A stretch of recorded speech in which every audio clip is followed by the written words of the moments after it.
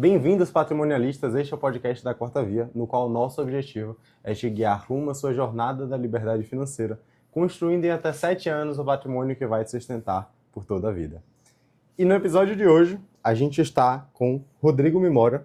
Ele é sócio da Quarta Via, coordenador de implementações.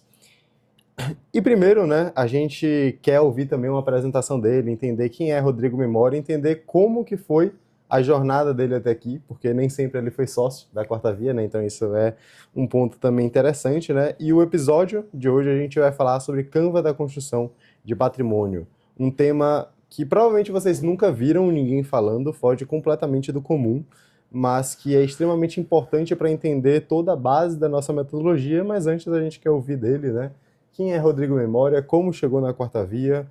O que é que você faz hoje? Enfim, conta um pouco mais sobre você. Show, maravilha, um prazer estar aqui junto com vocês, um prazer estar participando desse episódio aí do podcast, tá? Falar um pouco sobre Canva da construção de patrimônio, é um mapa visual aí muito importante para a nossa empresa, mas apresentando rapidamente quem é Rodrigo Mimora, Sou hoje Head de Alocação aqui na Quarta Via, eu coordeno ali todos os mecanismos que vão ser implementados, inclusive junto com o Daniel, tá? Ele me ajuda aí nesse braço, E o Adrian também ali, nós três ali coordenando todo esse braço. E como que o Rodrigo conheceu a Faros lá atrás, Quando não era a Quarta Via, era a Faros. Bem breve, bem rápido, basicamente, por coincidência, os meus pais eram amigos do padrasto de Adrian. E um belo dia eu fiz um post no story do Instagram e o padrasto dele pediu meu currículo para poder mandar para ele. E aí ele mandou meu currículo, me conectou com a Adrian, fiz uma reunião e automaticamente comecei a trabalhar na empresa. Entrei em julho de 2023, Para ser preciso, entrei para fazer recuperação de carrinho do primeiro funil de desafio que a gente fez. E a partir disso, depois passou esse nosso desafio, foi o primeiro desafio da empresa, bombou, foi muito bom, e logo depois eu comecei a acompanhar os clientes. Então eu acompanhava os clientes no grupo do WhatsApp, tirava dúvidas dos clientes ali junto com a Adrian para poder responder os clientes, e aí fui subindo, fui crescendo, fui aprendendo mais sobre a metodologia. Você tem em média algum número de quantos clientes você já atendeu na Quarta Via? Inicialmente eu comecei com 70 clientes, se eu não me engano, mas eu cheguei a acompanhar 300 clientes ao mesmo tempo, Mas foi um aprendizado muito grande, aprendi muito com todos os clientes, Cada um com suas fases de vida. E logo depois a gente foi crescendo, Foi aumentando o número de clientes e automaticamente eu precisava de mais pessoas. E aí foi quando foram chegando novos estrategistas, Essas pessoas que acompanham os clientes a gente chama de estrategistas, e foram chegando novos estrategistas. Eu fui ensinando tudo que eu sabia para os estrategistas junto com o Adrian, e cada vez mais eu fui subindo, fui acompanhando os estrategistas, até que eu fui convidado a ser sócio, Isso em outubro ali, finalzinho de setembro, início de outubro de 2024, um ano e pouquinho depois, Eu fui convidado a ser sócio, comprei uma participação da empresa e hoje estou aqui. Hoje ainda ajudo todos os estrategistas, ali com todas as dúvidas dos mecanismos, de como funciona, conectar os clientes com os mecanismos, e estou aí, coordenando tudo isso junto com eles. Acho que essa é uma apresentação breve. Muito bom, muito bom. E você virou sócio bem rápido, da empresa. Primeira pergunta que eu queria fazer para você é como que ao longo de todo esse tempo, acredito que porque isso foi algo que passou por muitos estrategistas, que são pessoas que atuam diretamente com metodologia, atuam diretamente com os clientes.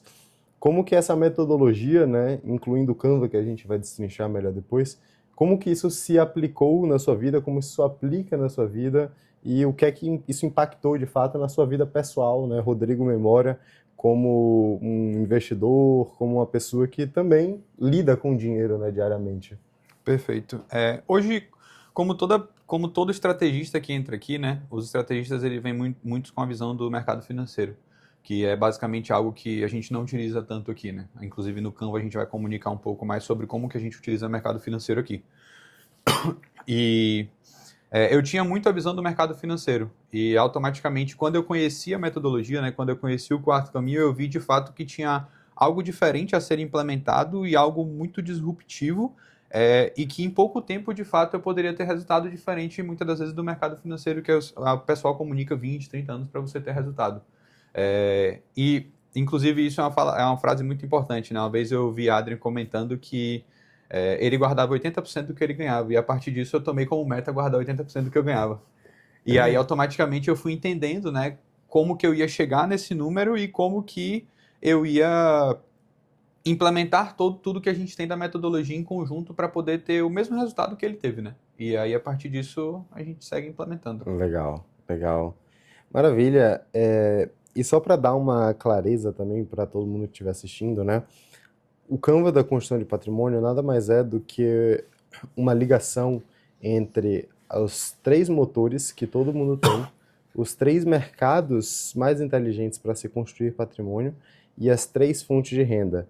Essa imagem do Canva ele vai estar no final do episódio do podcast, então assiste tudo, depois você vai ver todo o desenho do Canva de construção patrimonial, mas algo, né, que a gente já pode adiantar é quais são os 3, né? Primeiro eu queria, Rodrigo, que você me listasse quais são dando uma visão geral, né? Quais são os 3 motores, os 3 mercados e as 3 fontes de renda para depois a gente entrar em cada uma dessas colunas. Perfeito.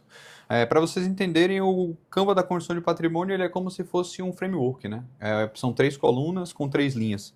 Basicamente, a gente tem a primeira coluna que tem os 3 motores, né? Os 3 principais motores de construção de patrimônio, que é o aporte mensal, a reserva de valor e a capacidade de pagamento, tá? Mais para frente a gente vai explicar um pouco mais o que é cada um.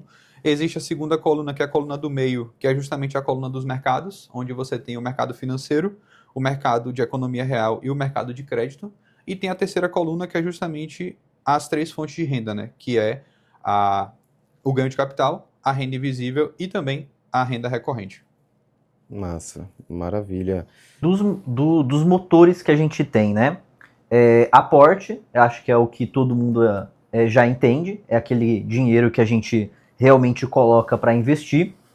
A reserva, a gente vê muito as pessoas falando em reserva de emergência. A reserva desse motor, ela é exatamente igual à reserva de emergência que a maioria das pessoas falam? A reserva de emergência ela pode ser complementar à reserva de valor. Então, basicamente, você tem a sua reserva de emergência e você tem a reserva de valor. E as duas podem se complementar, tá? Obviamente que a gente sempre trabalha com um mínimo que a pessoa precisa ter de reserva de emergência para que ela tenha segurança financeira, mas nada impede dela usar um pouco dessa reserva também, se for preciso. Mas, obviamente, que a gente sempre utiliza a reserva de valor como um todo, ela é um todo, reserva de emergência é mais do que a gente tem para poder implementar os mecanismos, mas a gente pode usar um pouco dessa reserva de emergência, nada impede, obviamente, que tendo um limite também para que a pessoa não fique insolvente, né? O mais importante é o que a gente preza aqui, a segurança dos nossos clientes. Em relação ao motor de aporte, você falou que o Adrian tinha meta ali de 80% e agora essa é a sua meta, né? Tem alguma porcentagem de aporte assim que otimiza essa aceleração da construção do patrimônio? Hoje, a gente entende, né, como ideal, minimamente, para a pessoa construir patrimônio que vai sustentá-lo pela vida toda, é que ela guarde 20% do que ela ganha, tá? Obviamente, considerando que ela tem uma renda acima de 20 mil reais, que ela guardar ali de 4 a 5 mil reais minimamente por mês, tá? É o ideal que a gente considera para que ela, de fato, consiga construir um patrimônio que vai sustentá-la pela vida toda. E, obviamente, que se ela guardar 30, 40, 50%, melhor ainda, né? Porque o aporte mensal é o que define a magnitude da sua renda passiva, tá? Então, ele que vai dizer em quanto de renda passiva que você vai chegar em até 7 anos. Porque quanto maior for esse número do aporte mensal, maior é a sua reserva, maior é a sua renda passiva que você vai alcançar futuramente. Ótimo. E esses 20% entra até na ideia de Pareto, né? Então, se você hoje gasta todo o seu ganho em algo que nos seus desejos, né, naquilo que te traz felicidade, Pareto já fala que tem 20% aí de um gasto que não vai trazer felicidade a mais para você. Então você consegue economizar 20%. Acho que esse 20% é um ideal já de início, né? A meta inicial da pessoa conseguir economizar ali uns 20% de tudo que ganha para utilizar no motor de aporte para iniciar a construção patrimonial. Perfeito. Exato. E assim, voltando um passo atrás, né, a gente comentou alguma coisa sobre os motores, né? E é legal depois a gente destrinchar o impacto de cada um, né? Então você já deu uma prévia em relação ao motor do aporte, né? Que influencia o quê? A magnitude da renda passiva que a gente vai ter lá na frente. Dando um passo atrás, né? Qual que você diria que é o propósito e a importância do Canva de construção patrimonial, né? Sempre que a gente desenha, inclusive, o Canva, né, muitas vezes a gente faz várias conexões. Existe a conexão que muitas pessoas fazem, né? Que é o quê? Você linkar seu motor 1 e motor 2, que é o aporte mensal e a reserva de valor, diretamente no mercado financeiro, para que esse mercado gere para a gente renda recorrente. Essa é a forma menos performática, é a forma menos inteligente de construir patrimônio. Porque a gente pega os nossos dois motores, que tem menos impacto e menos potencial, linka ele dentro do mercado que tende a te dar o menor resultado e joga ele diretamente na fonte de renda também, que não é tão performática, que não tende a trazer tanto resultado, né? Então, qual que é a forma certa, primeiro, qual que é a forma certa de linkar os motores, os mercados e as fontes de renda, e qual que é o propósito do Canva de construção patrimonial de fato? Explicando para vocês, né, o que é o Canva da construção de patrimônio, né? O Canva da construção de patrimônio, ele é o mapa visual com conexão entre os motores, como a gente já falou, os mercados e as fontes de renda, tá? Para a gente fazer o quê? Alcançar um objetivo patrimonial. É o quanto de renda passiva que a gente vai alcançar em quanto tempo.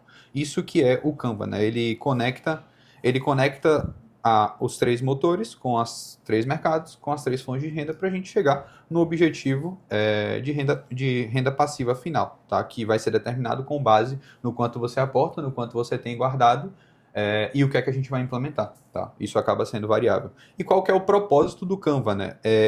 Para o cliente? É justamente ajudar o cliente a identificar o que é que ele vai fazer a partir daquilo que ele tem.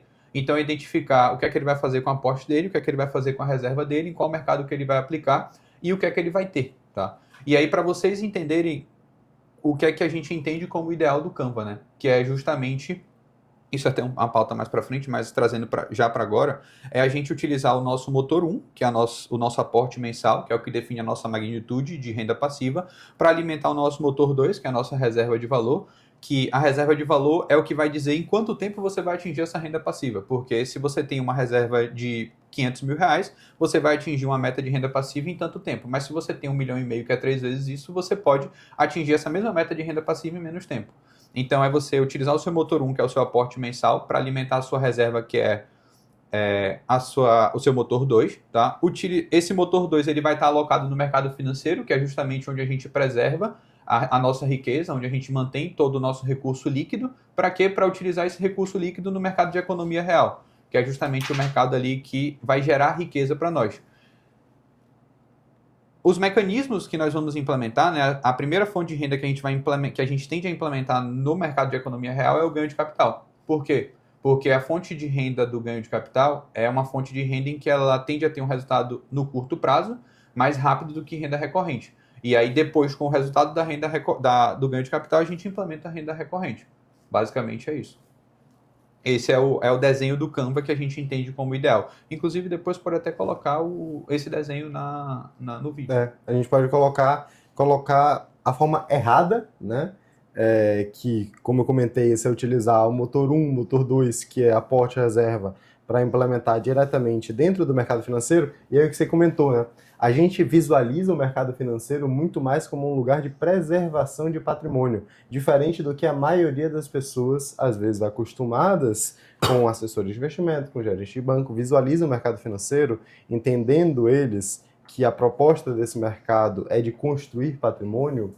A gente entende que é um mercado de preservação. Então a gente não aloca dentro de estratégias arriscadas, como muitas vezes derivativos, e aí tem aqueles nomes bonitos e difíceis para que as pessoas não entendem o que de fato significam. Não alocamos em ações também, porque a gente entende que existem diversos fatores de riscos e coisas que a gente não controla quando a gente fala de ações, fundos imobiliários, mercado de renda variável em geral, né? E essas pessoas alocam tudo isso voltando primariamente renda recorrente, né? E quando a gente faz uma comparação, inclusive pode ser depois, né, Lunar, de um tema de um podcast também, que é entender o que é TIR, né? o que é TIR e TIR. destrinchar mais esse conceito. Quando Não. a gente utiliza o ganho de capital dentro do mercado de economia real, a gente metrifica isso de forma diferente. A gente metrifica isso através da TIR, né? Que é o quanto que o seu dinheiro cresce ao longo do tempo, né? E como o Rodrigo comentou, o mercado financeiro, ele é um mercado pouco performático e a gente olha muito mais como uma preservação de patrimônio, né? Já aproveitando também para falar sobre esses 3 motores, tem um motor que a gente comentou pouco, que é o motor 3, né? Para que serve o motor 3, né? Que poucas pessoas entendem, poucas pessoas principalmente utilizam, ou quando utilizam, às vezes utilizam de forma errada. Exatamente. Eu acho que muita gente nem sabe que o motor 3 existe e quando a gente fala de capacidade de pagamento, as pessoas não sabem o que é.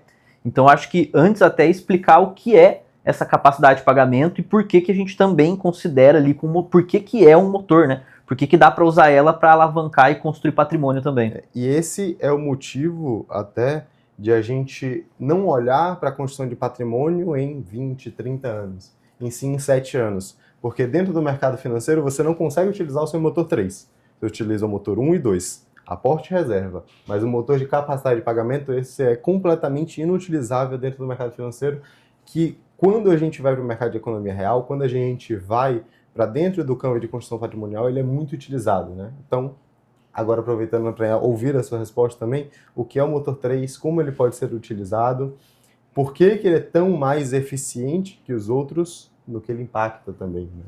Boa. Explicando, né, de forma prática o que é o motor 3. O motor 3 é o motor de capacidade de pagamento, tá? E o que é isso, sendo bem prático? Toda pessoa, né, ela tem ali até 30% da renda declarada dela para poder se endividar, tá? E dívida ela pode ser boa como ela pode ser ruim. E o propósito do motor 3 é você utilizar dívidas boas, dívidas baratas, né? Então, financiamentos imobiliários, consórcios, home equity, para a gente poder construir patrimônio. E construir patrimônio fora do mercado financeiro, até porque você precisa ter um ATIR maior do que o seu custo efetivo total, tá? E a capacidade de pagamento justamente tem esse propósito. Destrincha só essa última palavra que você falou, o custo efetivo total, porque talvez algumas pessoas não saibam o que é isso, né? Que a TIR tem que ser maior do que o custo efetivo total. Na prática, o que isso significa? Boa. Custo efetivo total é o custo da sua dívida, tá? É o quanto que basicamente você está pagando de juros sobre aquela dívida que você está captando, que você está pegando. Então, peguei um financiamento de R$1 milhão, eu tenho um custo efetivo total de 12% ao ano, dando um exemplo aqui. Eu tenho um custo de 12% ao ano sobre aquele R$1 milhão que eu levantei, que eu captei para mim, tá? E aí, o que é que eu preciso fazer? Eu preciso fazer com que esse R$1 milhão tenha uma TIR maior do que os 12% que eu estou pagando ao ano, senão a conta não fecha, tá? E aí é justamente o que você falou, né? No mercado de economia real, você consegue ter TIRs mais altas, tá? Por quê? Porque no mercado financeiro, TIR é igual a rentabilidade. Porque se você tira todo o recurso no seu mês 0 e volta todo o seu recurso no mês 12, a sua TIR é igual à sua rentabilidade. Isso não muda. Mas se você tira, por exemplo, de R$100 mil, 10 mil por mês e no 12º mês volta 120, a sua TIR ela é maior do que a sua rentabilidade, é maior do que a sua margem, tá? Então, a sua TIR ela tem que ser maior do que o custo da sua dívida para que a conta feche. Então, se eu tenho uma dívida de 12%, eu preciso ter uma TIR ali de 15%, 17%, 18% para que a conta feche no final e a sua construção de patrimônio seja efetiva. Esse é o princípio da coisa. E aí, um ponto importante que você também comentou tem pessoas que não sabem utilizar o seu motor 3. E se você não sabe utilizar o seu motor 3, é um tiro no pé. Porque até se você implementar mecanismos da economia real e você não souber utilizar o seu motor 3, você vai estar indo para o fracasso. Porque, foi como eu falei, se a sua TIR não é maior que o seu custo efetivo total, automaticamente a conta não vai fechar e você vai estar pagando uma dívida mais cara do que o retorno que você está tendo. Então, é esse motor 3 que ele explica muito uma das leis do quarto caminho, né? Que é comporte-se como um banco, né? Como um banco privado. Então, a gente tem que literalmente comprar dinheiro barato e vender dinheiro caro, que é o que um banco faz. Um banco ganha dinheiro comprando e vendendo dinheiro. Então a gente utiliza essa capacidade de pagamento para a gente se comportar como um banco. A gente toma dinheiro barato e tenta vender esse dinheiro caro, certo? Ativando mecanismos que dê os 3 tipos de ganho que a gente vai falar depois, certo? Perfeito. Maravilha. Maravilha, exatamente. E aí, né, essa é uma questão bem polêmica, né, até quando a gente entra nessa questão do motor 3, porque envolve muito o emocional das pessoas também, né? Existem, na maioria das vezes, dois tipos de pessoa. Eu vejo muito dificilmente o nível intermediário. É a pessoa que é completamente preocupada com dívidas, odeia dívidas, não se endivida de jeito nenhum. Muitas vezes isso veio de algum trauma emocional de família, às vezes familiares que eram extremamente endividados, ou até às vezes ele passou por um momento de extremo endividamento, né? E são pessoas que não querem dívidas de jeito nenhum, abominam financiamento, abominam qualquer tipo de empréstimo, abominam qualquer parcelamento até, né? Muitas vezes não gostam nem de cartão de crédito, né? Já vi, tudo à não, vista. exato, comprar tudo à vista, cartão de crédito não serve, eu me perco, eu gasto muito mais. Isso não é um problema de endividamento, isso é um problema de gestão, né? E existem o outro tipo de pessoa, que é aquela pessoa que é completamente, de certa forma, até desleixada, né, com questão de dívida. Qualquer coisinha que aconteça no mês, já pega um novo empréstimo, entra no cheque especial, o saldo vive negativo, vive em cheque especial, não se preocupa com essa questão, não vê até mesmo o quanto que está pagando em juros, né?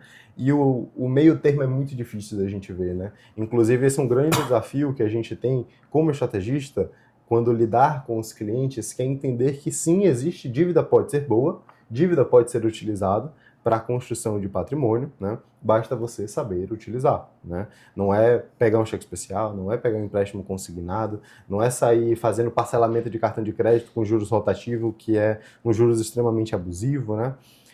E assim, de todos os vários centenas de clientes que você atendeu, né?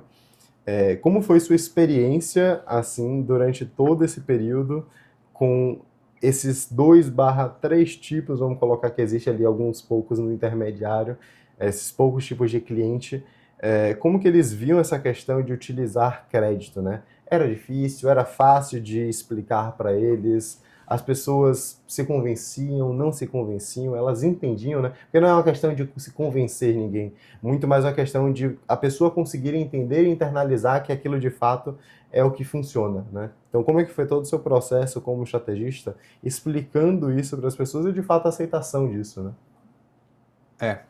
Então, sobre esse ponto, né, existem esses três tipos de pessoa, né, que é a pessoa mais cética, que não aceita tomar dívida de jeito nenhum, a pessoa que ela tá ali no meio termo, e existe a pessoa que ela toma dívida por qualquer coisa, né.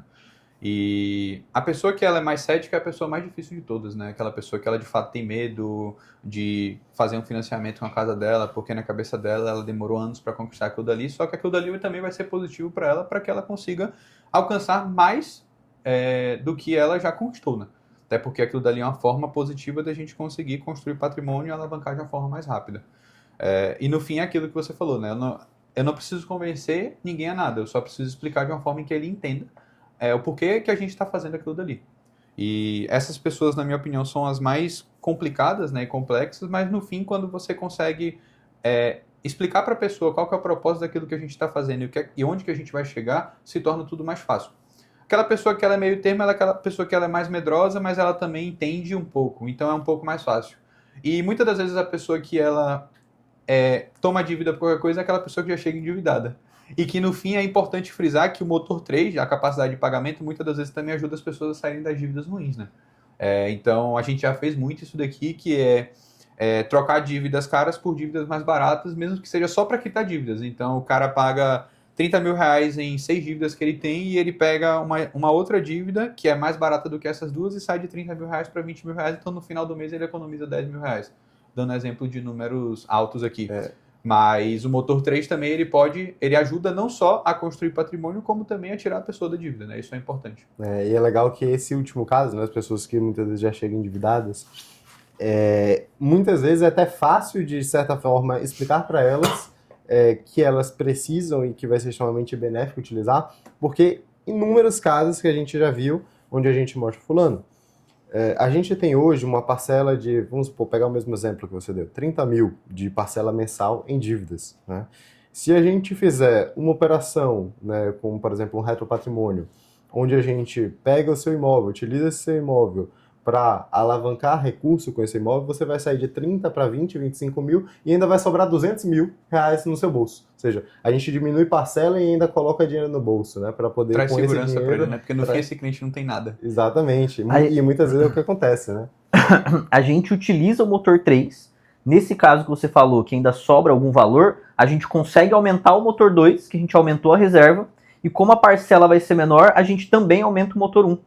Então, utilizando o motor 3, a gente deixa os outros dois motores mais saudáveis ainda. Perfeito. Então, tudo se encaixa ali, né? Se retroalimenta. Exatamente. Maravilha. Passando para próxima coluna, né, do nosso Canva, né? Aí, a quando gente, chega nos mercados, é polêmico. Aí começa a a polêmica. gente chega nos 3 mercados, né? Primeiro, quais são os 3 mercados pensando dentro do Canva de construção patrimonial? Os 3 mercados, eles são o mercado financeiro, né, que a gente já comentou, o mercado de economia real, que é o mercado que nós implementamos bastante aqui com os nossos mecanismos, e o mercado de crédito, né, que é justamente o mercado, um dos melhores mercados para a gente poder amplificar a riqueza, né, a gente conseguir crescer nossa riqueza e construir mais patrimônio de uma forma mais acelerada, né. E aí, explicando sobre os 3 mercados, a gente utiliza esses 3 mercados com 3 propósitos, né. O mercado financeiro para a gente preservar e fazer manutenção da nossa riqueza. Então, tudo que a gente tem, a gente deixa guardado nesse mercado, principalmente grande parte em liquidez.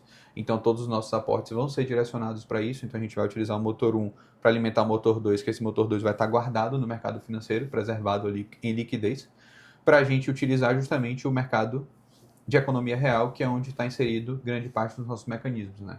É um mercado ali mais performático que a gente tem hoje, justamente por conta que ele une diversas coisas, né? Como mecanismos que já funcionam há décadas, mecanismos que desde o seu tataravô ele implementa, né? E dá certo até hoje. E querendo ou não, você tem a positividade de conseguir escalar, né?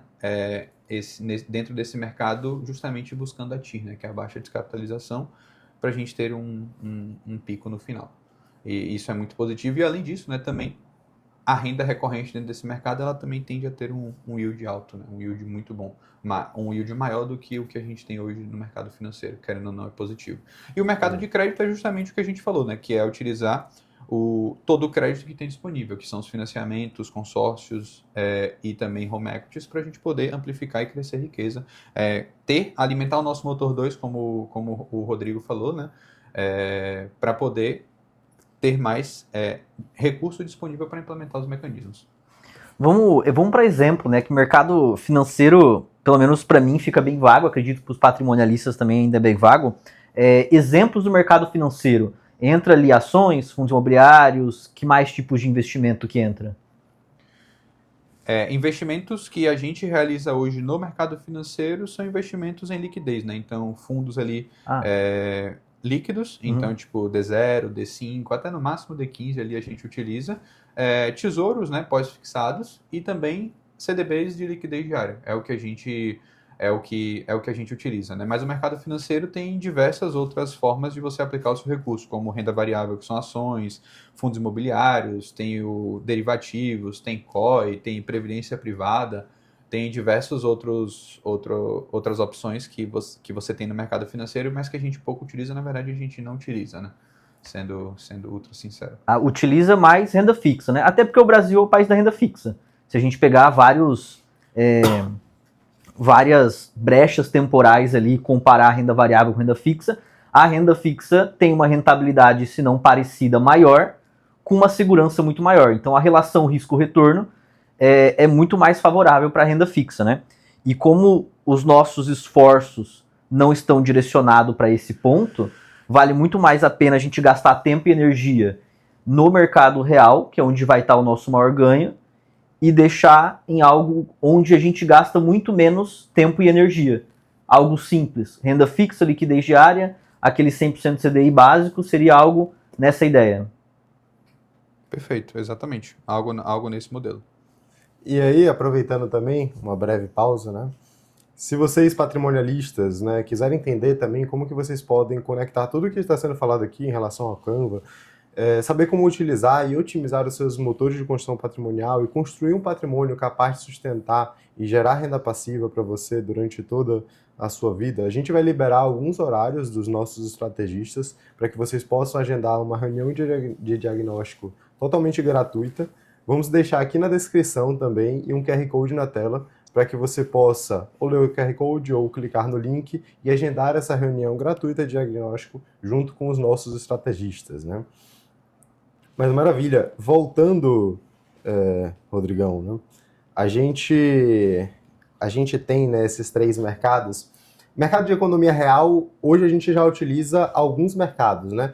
Talvez quando as pessoas pensam em mercado de economia real, a primeira coisa que vem é imóveis, né? O que é utilizado, principalmente aqui dentro da Quarta Via hoje, dentro do mercado de economia real? Quando a gente fala economia real, o que é que isso significa? Boa. Economia real envolve diversas formas, né? Você tem diversos mercados ali dentro do mercado de economia real. Você tem o mercado de imóveis, que é o que muita gente conhece hoje e muita gente implementa, né? Essa questão do mercado de imóveis. Você tem o mercado do agronegócio no geral, né? Então, tanto a agricultura quanto a agropecuária. Acredito que hoje o que seja melhor ali é o de agropecuária, que é o que dá menos trabalho, entre aspas. Tá? Não estou dizendo que é mais performático que o agronegócio, a agricultura, na verdade, mas dá menos trabalho do que a agricultura, porque a agricultura você tem que ser muito... existem diversos fatores externos que acabam influenciando no resultado final. E também tem o mercado de energia, né? Energia no geral, seja energia solar, mais voltado para energia limpa, né? São os 3 mercados ali que a gente mais utiliza. E o mercado de imóveis envolve imóveis no Brasil, imóveis nos Estados Unidos, então construção de casas de alto padrão, tanto aqui no Brasil quanto nos Estados Unidos, compra de imóveis na planta como co-incorporador, então numa fase anterior, leilão de imóveis no Brasil, nos Estados Unidos, todas essas questões aí que envolvem imóveis, a gente implementa aqui. Agropecuária, como também nosso forte, e também usinas solares, né, que é o nosso principal aí. A gente gosta de falar, né, que esses são os mercados milenares, principalmente, né, dentro do Brasil, se a gente pegar cada um desses mercados. Né? O mercado de imóvel é um mercado que não tem nem o que falar, completamente milenar, né, desde antepassados. Todo mundo sempre comprou imóveis, existem imóveis, as pessoas precisam de imóveis, né? Inclusive, algo muito interessante que mesmo com inteligência artificial, IA, toda essa nova onda que está surgindo, os mercados milenares nunca vai mudar, né? Inteligência artificial, IA, visualização real, ampliada, tudo isso sempre vai crescer, mas o mercado de economia real, então, imóveis sempre vai existir, todo mundo vai precisar morar em um imóvel. Mercado de economia real dentro da parte de energia solar, dentro de energia, também sempre vai continuar existindo, todo mundo vai precisar de energia, principalmente agora, né, com tanta tecnologia surgindo. Exato. E dentro do mercado de agronegócio, quando a gente fala principalmente de Brasil, é o grande motor do Brasil, né? Uma grande parcela do PIB do Brasil é voltada para o mercado do agronegócio, né? Então são mercados completamente milenares, mercados que são muito conservadores também. O legal é que quando a gente olha pela ótica de risco-retorno entre o mercado financeiro e os mercados milenares, como a gente tem a prova do tempo, né? Esses mercados reais milenares, eles são mais seguros, porque eles têm a prova do tempo. E quando a gente olha pela ótica do retorno, tem muita gente aí que está na bolsa assistindo um monte de conteúdo, olhando um monte de coisa, estudando, olhando o gráfico, e a rentabilidade perde para o tio do terreno. Você fala, pera, o tio do terreno não sabe nem o que é CDI. Ele não sabe nem o que o Banco Central faz e está ganhando. Então, quando você olha pela ótica relação risco-retorno, a relação do mercado real e dos mercados milenares é muito mais favorável.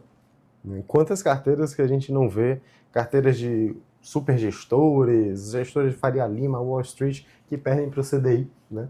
Então, às vezes, você deixar parado em CDI, sem fazer absolutamente nada, você está ganhando de um super gestor da Faria Lima que tem não sei quantos centenas de colaboradores, não sei quantos milhões de reais sob gestão, né? Então, é um mercado muito mais conservador, é um mercado que principalmente, né, e o mercado financeiro, a gente gosta de falar que o mercado financeiro é o fim da festa, né? Quando você chega no mercado financeiro é porque a festa ali acabou. Você está comendo os doces que sobrou do dia seguinte, né? da festa. Os doces que nem o dono da festa quer. Porque a empresa, ela tem capacidade de comprar as próprias ações. E pode ser que naquele momento nem a própria empresa quer comprar as próprias ações. É. E a pessoa tá comprando. Normalmente é aquele doce de fruta, né? Que às vezes ninguém quer. Tipo aquele sushi de manga. Ninguém pede. Então é tipo esses doces, né? É, Califórnia. Mas dentro do mercado, quando a gente vai parar para ver até o mercado financeiro, ele muitas vezes é baseado no mercado de economia real, né? Então, se a gente for pegar debentures é uma emissão para uma empresa, né?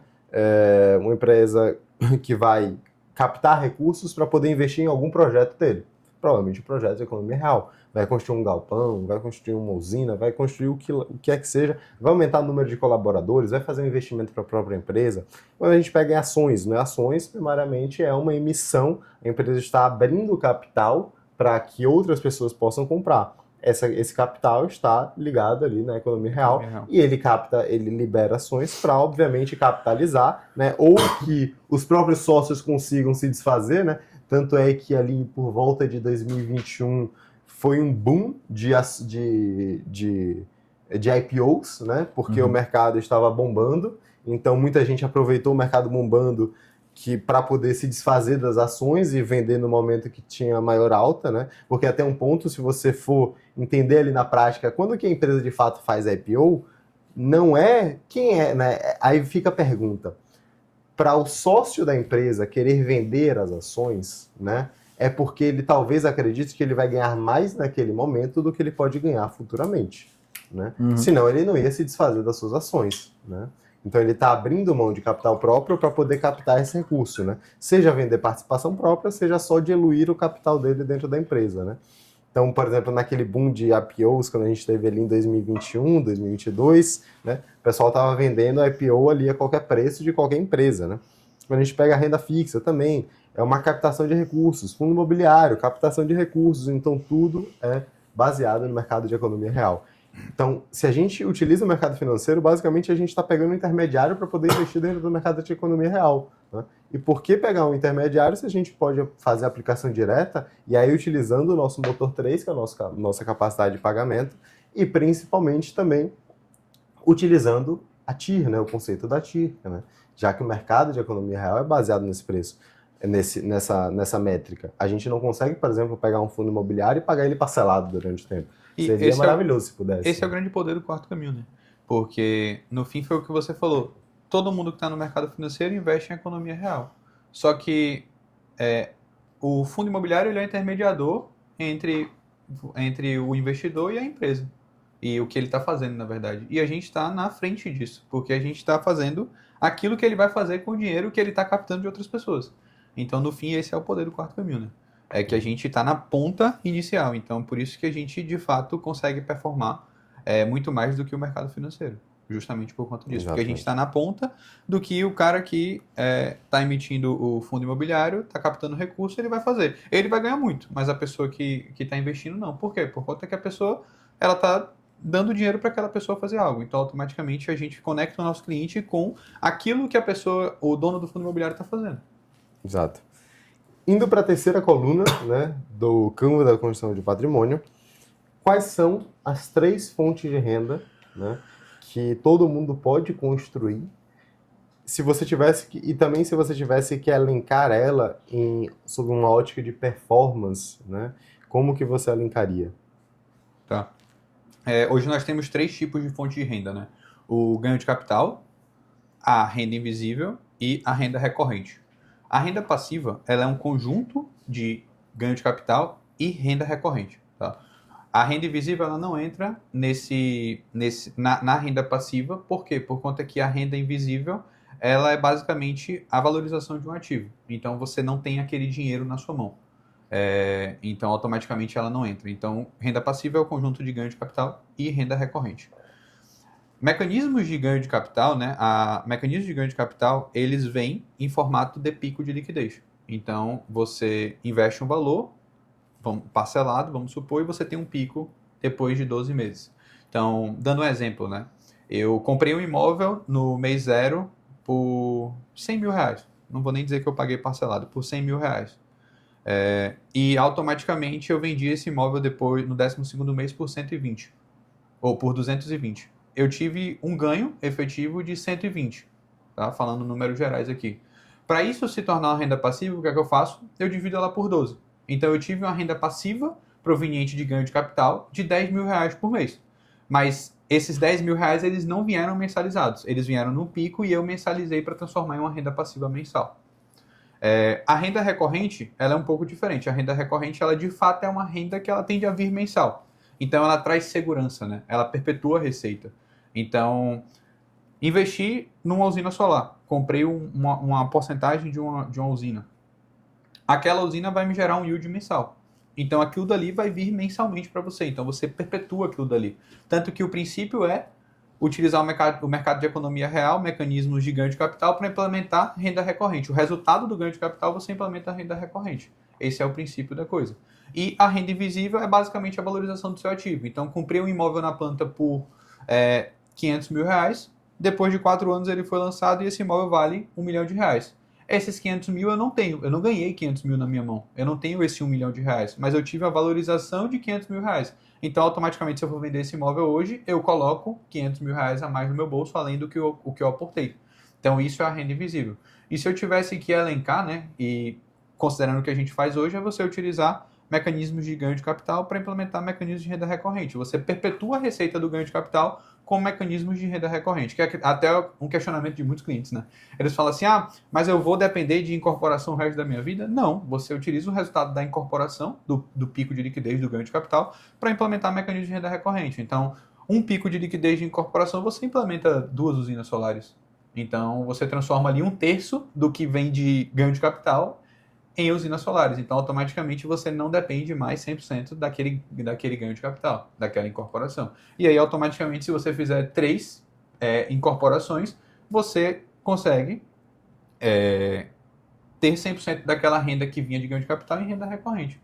Esse é o princípio da coisa. E a renda invisível, ela é um conjunto de soma dos seus ativos, né? Então, eu comprei uma usina solar, se ela hoje comprei por 200 e ano que vem ela vale 250, você teve uma renda invisível de 50 mil reais. Se eu comprei um imóvel de 500 e ele vale 1 milhão 4 anos depois, eu tive uma renda invisível de 500 mil reais. Mas ele não entra na renda passiva, justamente porque você não tem o poder daquele recurso na sua mão, né? Obviamente que se seu imóvel valorizou, você tende a ter um aluguel maior. Então, automaticamente, você está tendo uma renda passiva maior proveniente daquele aluguel, mas aqueles 500 mil você não tem em mãos para dizer que você tem uma renda passiva proveniente daqueles 500. Ele pode ser, digamos assim, resgatado, né, esse valor. Você pode colocar ele no bolso, existem algumas formas, né, duas em sua maioria, né? Você utilizar um retropatrimônio, né? Isso serve muito para imóveis, né? Ou você vender. Ou você vender. Simplesmente, né? E aí, né, sobre essa mesma questão das 3 fontes de renda, né? Como você falou, existe uma linha lógica que a gente faz de, normalmente, né, se a gente pega a linha mestra ali, a gente utiliza os nossos aportes para aumentar a nossa reserva de valor. A reserva de valor é utilizada para implementar mecanismos de ganho de capital, para que esses mecanismos de ganho de capital gerem um pico de liquidez, retroalimentem a nossa reserva de valor, que vai ser depois aplicada dentro de mecanismos de renda recorrente. Então essa é a linha lógica, né, da utilização dos nossos motores dentro de cada mercado para utilizar cada fonte de renda, né? E no decorrer do plano, isso vira um ciclo, né? Porque o nosso ganho de capital, ele volta para nosso dentro do motor 2 da reserva. E a nossa renda recorrente, ela volta a alimentar o nosso motor 1 do aporte. Então acaba virando um ciclo. A gente começa a aportar, quando a gente pega a nossa primeira renda recorrente, volta a adicionar ao motor do aporte, a gente começa a aportar mais, o que aumenta mais ainda a nossa reserva. Com motores mais saudáveis, a gente já consegue alavancar e construir patrimônio numa velocidade muito maior. A gente vai deixando os motores cada vez maiores e mais saudáveis. Então, no decorrer do plano de 7 anos, isso vira um circuito do dinheiro, vamos dizer assim, né? E a gente consegue acelerar cada vez mais. E é até por isso que a gente chama de motores, né? Exato. Porque a ideia é acionar e acelerar o plano da construção patrimonial. Exatamente. E por que a gente, então, implementa primeiro mecanismos de ganho de capital? Qual é a característica desses mecanismos de ganho de capital que fazem a gente primeiro escolher e implementar eles para depois alocar dentro de mecanismos de renda recorrente? Para vocês entenderem o princípio, né, da coisa, a gente utiliza primeiro o ganho de capital para depois renda recorrente, tá?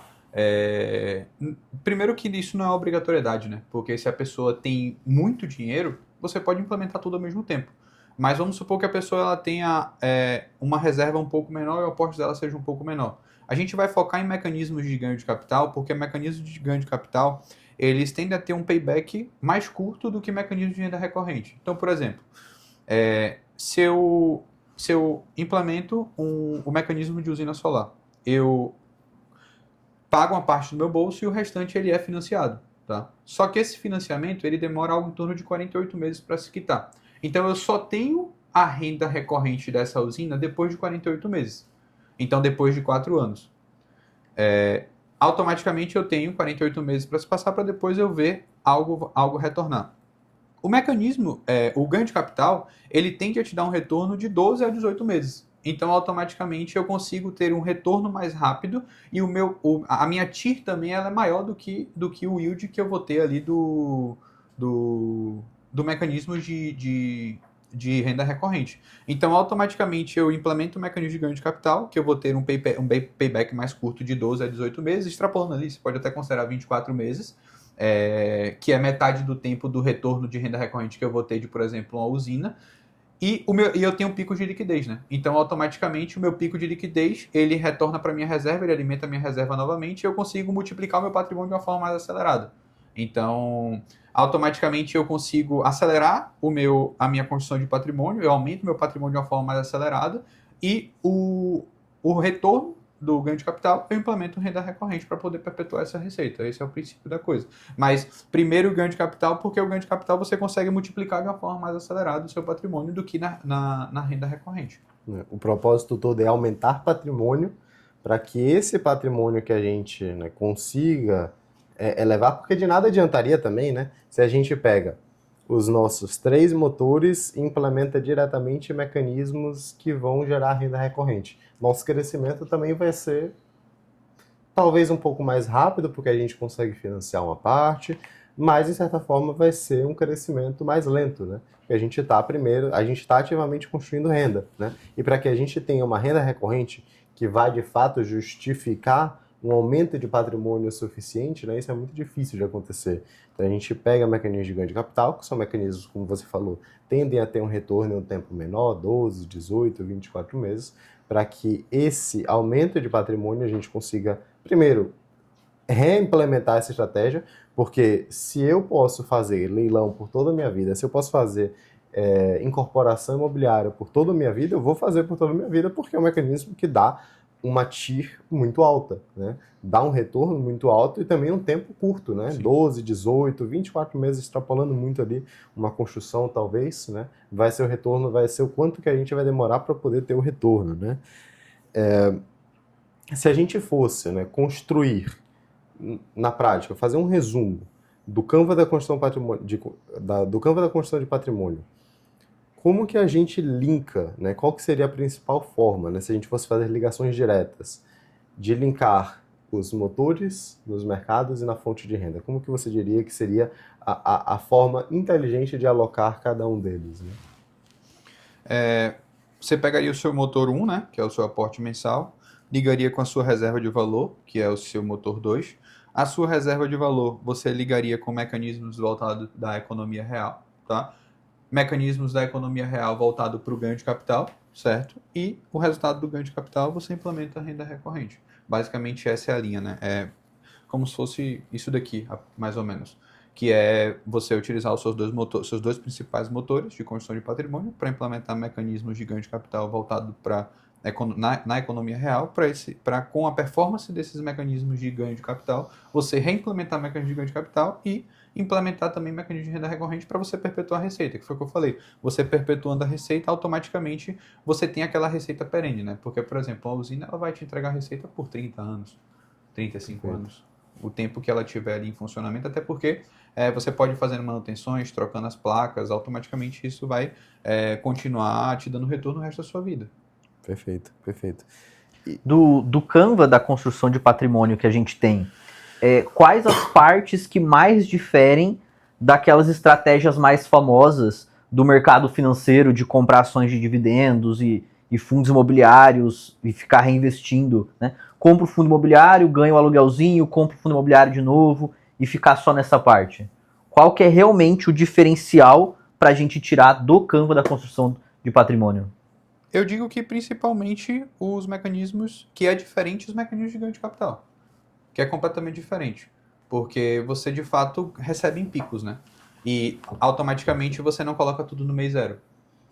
Porque se eu arremato um imóvel em leilão, que ele é financiado, eu dou uma parte pequena de entrada, financio o restante em 300, 420 meses. Automaticamente eu não tirei o valor daquele imóvel todo do meu bolso. Só que em 12, 14 meses eu vendo esse imóvel. Ah, eu vou ter o financiamento para quitar. Sim, mas eu não tirei o valor arrematado daquele imóvel total do meu bolso. Então, automaticamente a minha TIR explode nesse caso, entendeu? Porque a minha TIR, ela vai ser maior do que a minha margem. Entende? Vai ser maior do que a minha rentabilidade. E é assim que você constrói patrimônio. É isso que muitas pessoas às vezes não entendem, né? Como as pessoas não entendem o conceito de TIR, que em grande resumo, é você se descapitalizar o mínimo possível, postergar o máximo pagamento para obter um retorno final. Ou seja, o quanto que você consegue diminuir pagamento. Por exemplo, eu sempre gosto, né, de utilizar, teve um livro que eu li, né, A Arte de Pensar com Clareza, que esse livro, ele me deu um insight muito legal, né, que é, sempre que você está em dúvida de alguma coisa, extrapola. Sempre que está em dúvida de alguma coisa, extrapola. Extrapola os números, né? Então, se a gente pode, por exemplo, extrapolando os números, fazer um leilão, onde nesse leilão existe um imóvel que, se você comprar ele à vista com dinheiro próprio, você tem 100 mil reais para comprar ele à vista. E você pode vender ele por 200 mil. E vamos supor que existem 1000 leilões assim, exatamente da mesma forma. Você tira 100 do bolso, volta 200. Mas você tem também uma opção, que é a opção de fazer esse leilão com pagamento de R$0 à vista. Ou seja, você não paga nada. Só que, ao invés, por conta de custos e etc., ao invés de você vender por 200, você vai vender por 130, 140, né? Só que você não tirou nenhum dinheiro do bolso. Ou seja, a opção 1, você tira 100, volta 200. A opção 2, você tira 0 e volta 30, né? Porque teve o valor ali de 100 do imóvel. Qual opção você escolheria? Obviamente o que tira 0 e volta 30. Minha margem é muito menor. Então, se a pessoa normal, que não entende o conceito de TIR, por fazer esse cálculo, ele vai olhar, poxa, vale mais a pena a opção 1, porque voltou 100 mil reais.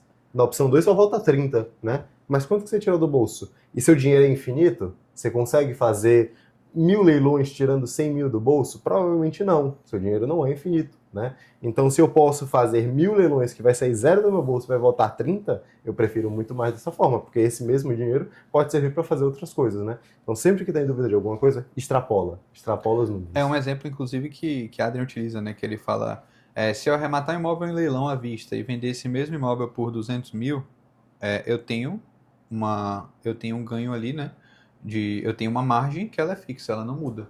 Só que se eu arremato esse imóvel por 100 mil reais, só que ele, no fim, teve uns juros que ele saiu custando para mim 120 e eu vendi pelos mesmos 200 mil, a minha margem ela vai ser menor, mas a minha TIR vai ser maior. Exatamente. Porque eu me descapitalizei aos poucos no mês a mês. É aquele princípio do quarto caminho, né? Dinheiro tem valor no tempo. Exatamente. Porque eu não me descapitalizei de vez, eu fui automaticamente descapitalizando aos poucos. Maravilha. E aí, Rodrigo, uma pergunta que a gente também respondeu minimamente ali durante uma parte do podcast, né? Que até o Lunardi fez uma pontuação também legal sobre isso, se um dos nossos motores, né? Então na maioria das vezes a gente tem 3 motores, se um desses motores já estiver comprometido, é possível construir patrimônio? É normal da gente ver ou as 3 situações, ou uma das 3, ou algumas das 3, que é ou a pessoa já chegou nos 30% de capacidade de pagamento, ou seja, ela não consegue assumir muito mais dívidas que aquilo, ou a pessoa não consegue, que aí impacta no motor 3, né? Ou a pessoa não consegue guardar nada no mês a mês, né? Provavelmente os gastos dela são muito altos, isso impacta no motor 1, ou a pessoa não tem nada guardado, que isso impacta no motor 2. Se a pessoa ainda assim não tiver um dos motores, né, ou seja, estiver com um deles comprometido, ainda assim é possível construir patrimônio pensando na ótica do Canva? Sim, é possível construir patrimônio. E como que a gente consegue, por exemplo, né? Até para que a gente consiga trazer isso para um cenário mais real, né? Um cenário mais palpável também. Vamos supor que a pessoa não consegue guardar nada no mês a mês, né? Como que seria um planejamento para uma pessoa dessa, né? Que tem o seu motor 1 comprometido? A gente tem alguns exemplos desses, né? Inclusive, eu não vou falar o nome do cliente, mas ele é um cliente que ele tinha recurso guardado já, mas ele não guarda nada mensalmente. Ele tem um imóvel de 2 milhões de reais, a gente automaticamente fez o quê? A gente fez um retropatrimônio nesse imóvel e levantou 1 milhão de reais. Ele tinha 500 mil, somou com 1 milhão, ele tem 1 milhão e meio, mas ele não guarda nada mensalmente.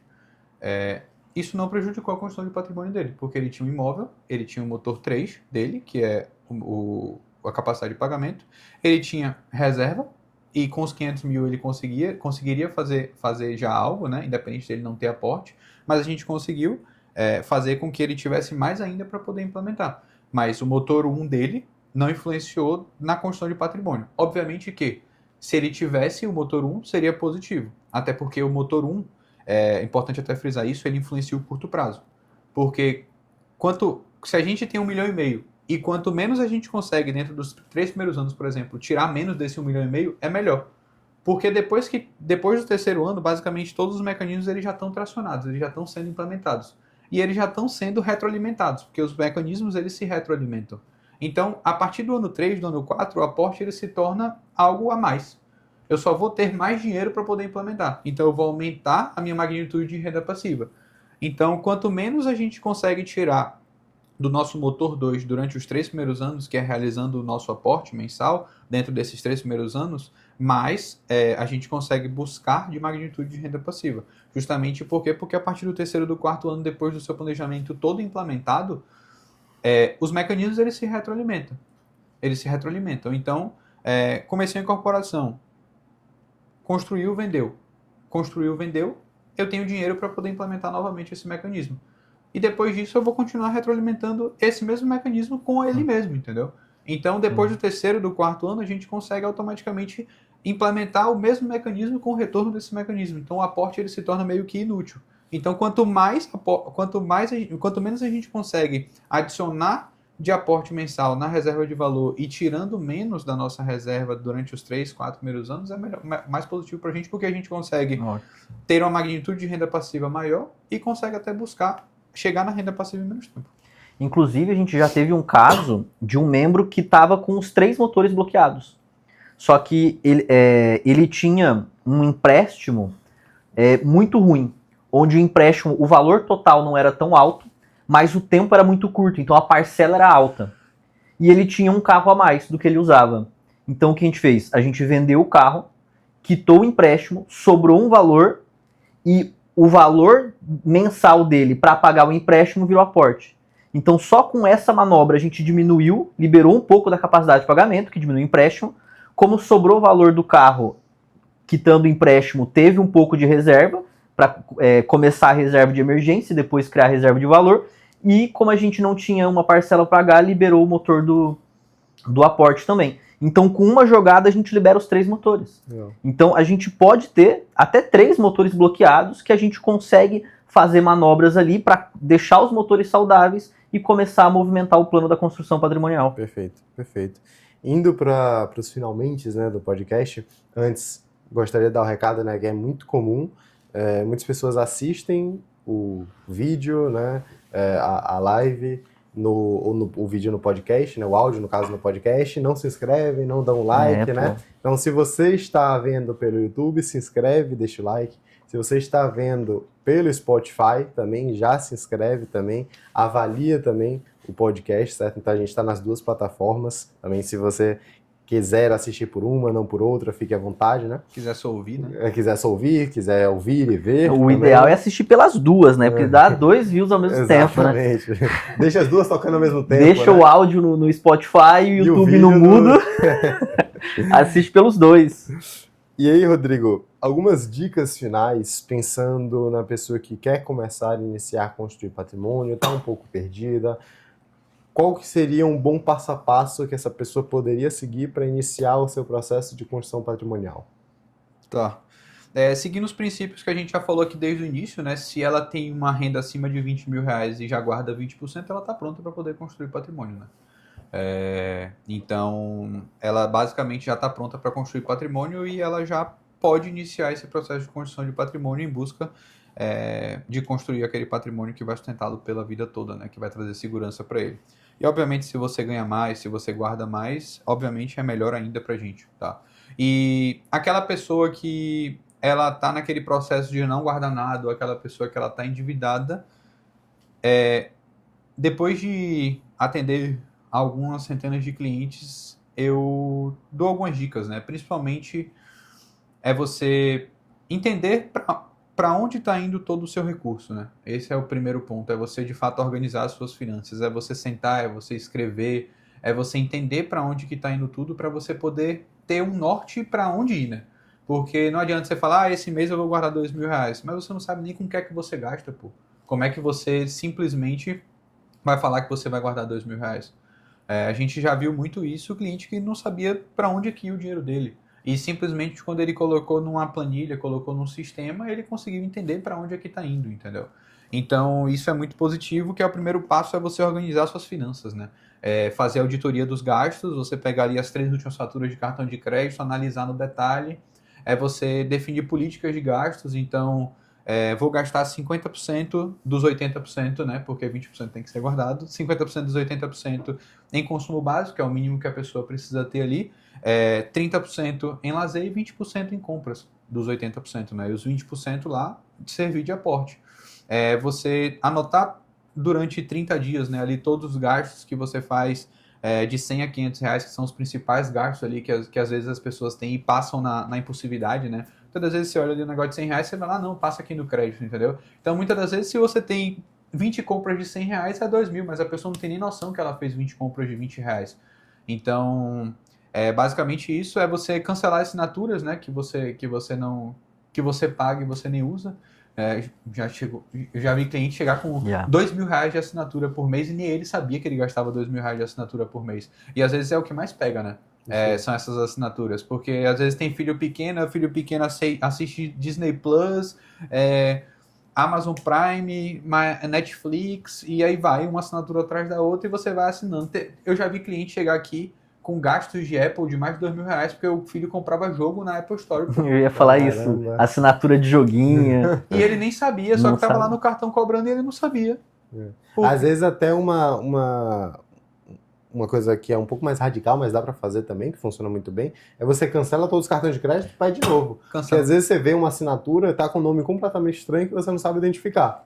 Mas se você só cancelar tudo, pede de novo o cartão, todas aquelas assinaturas vão embora, você pode, digamos que, recomeçar, né? Exato. Até porque tudo vai travar, né? Exato. Aí automaticamente você vai entendendo o que é que você quer, até porque chega a mensagem quando não bate a assinatura, né?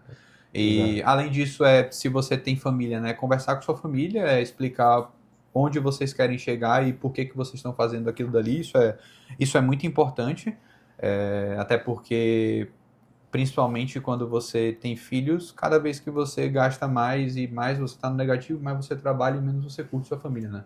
E hoje, família é algo que é difícil de você ter e muita gente preza por isso, né? Então, sentar com sua família, entender, definir metas de gasto, né? Então, esse mês no supermercado a gente vai gastar só R$ 1.000. Vamos supor que fez a soma, gasta 1.500. Vamos tentar reduzir para 1.300. No outro mês 1.200, até chegar nos 1.000 e uma hora você chega. E é aquela coisa, né? Uma coisa que a gente também sempre fala. Primeiro você separa o seu aporte.